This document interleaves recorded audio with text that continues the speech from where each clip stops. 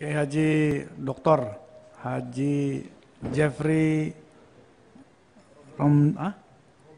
Romdoni, SE Esos MS MM dari fraksi Gerindra.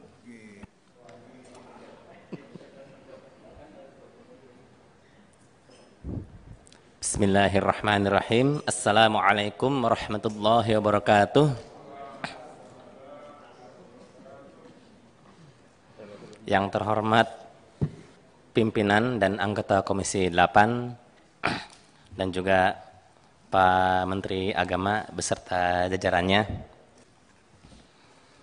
saya mengucapkan terima kasih atas ikhtiar Kemenag menjelaskan lebih detail terkait usulan anggaran dan RKP-nya. Kemarin penjelasannya sekitar 32 halaman kalau tidak salah. Hari ini naik melebihi 200% menjadi 89 halaman. Hebat dan keren, serta upaya yang baik untuk memberikan kejelasan. Dan juga dalam penyampaiannya tidak lagi dengan tartil, tartib, dan khatam, tetapi singkat, padat, dan jelas. Ada beberapa catatan yang ingin saya sampaikan pada kesempatan rapat ini. Pertama, saya ingin mendalami soal anggaran Pendis. Ini terutama anggarannya memang yang paling besar, 52,2 miliar atau 78,39% dari total pagu indikatif Kemenag 2021. Juga karena sisa anggaran yang tidak terrealisasi cukup besar. Ada beberapa catatan penting yang harus kita sepakati bersama dan harus dijawab oleh Kemenag. Pertama, rencana kerja dan rencana anggaran bukan merupakan list keinginan dengan nilai rupiahnya, tetapi merupakan apa yang dikerjakan beserta biayanya, waktunya, targetnya, serta cara mengerjakannya. Karena perencanaan yang baik harus terrealisasi targetnya sesuai dengan pekerjaan dan biaya yang sudah disiapkan. Pekerjaan dan biaya terserap 100% atau 99% dari yang direncanakan adalah ciri perencanaan yang baik. Kedua, mohon dijelaskan kenapa sisa anggaran Pendis 2019 sangat besar, mencapai 1,7 triliun. Nah, ini masalahnya apa? Program yang ngejalannya itu apa? Kemudian solusinya agar di tahun 2020 dan 2021 ini agar tidak terjadi lagi, kira-kira apa? Kemudian juga terkait dengan realisasi anggaran 2020 per 24 Juni, di mana Pendis baru terrealisasi hanya 40% dan masih ada sisa sekitar 30,8 triliun. Mohon dijelaskan apakah anggaran tersebut bisa terrealisasi hingga misalnya sisanya maksimal di 500 miliar.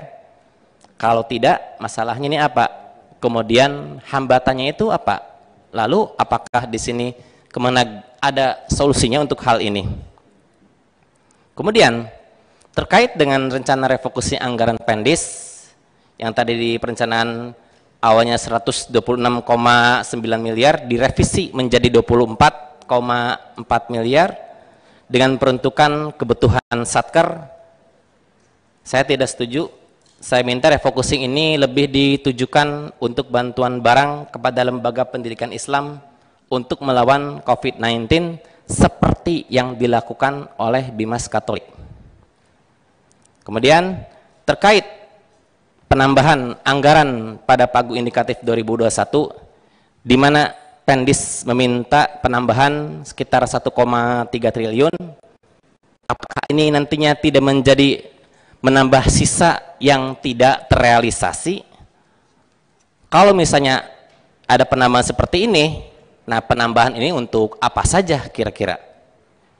Dan terakhir, ada aspirasi yang ingin saya sampaikan dari dapil saya Ini terkait dengan KBIHU ya, di mana KBIHU merupakan salah satu masyarakat terdampak COVID-19, apalagi dengan pembatalan haji tahun 2020 ini.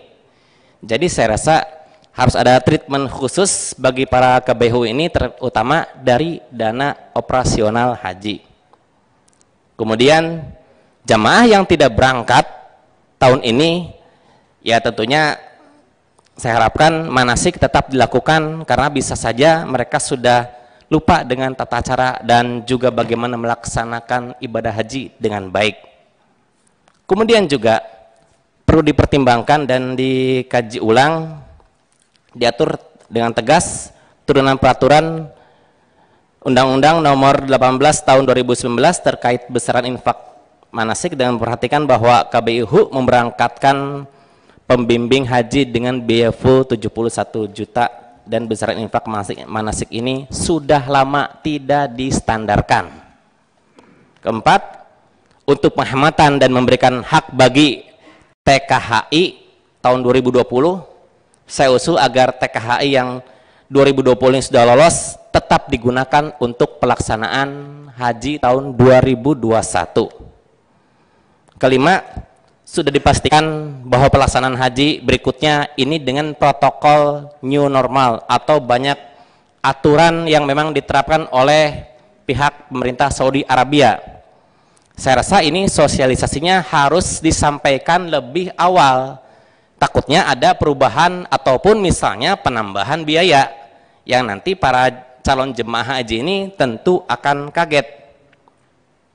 Dan juga aspirasi terakhir, untuk meningkatkan profesionalisme, perbaikan layanan, dan juga pengelolaan persaingan antar KBIHU, karena saya menemukan bahwa persaingannya ini di dapil saya ada yang menjadi tidak sehat, bahkan dengan cara-cara yang menurut saya kurang elegan. Saya rasa ini memang perlu ada peraturan yang mengatur mengenai standarisasi KBIHU agar terjadi persaingan pun yang sehat, jangan dengan cara-cara yang menurut saya tidak sehat. Demikian yang saya sampaikan. Terima kasih. Wassalamualaikum warahmatullahi wabarakatuh. Waalaikumsalam.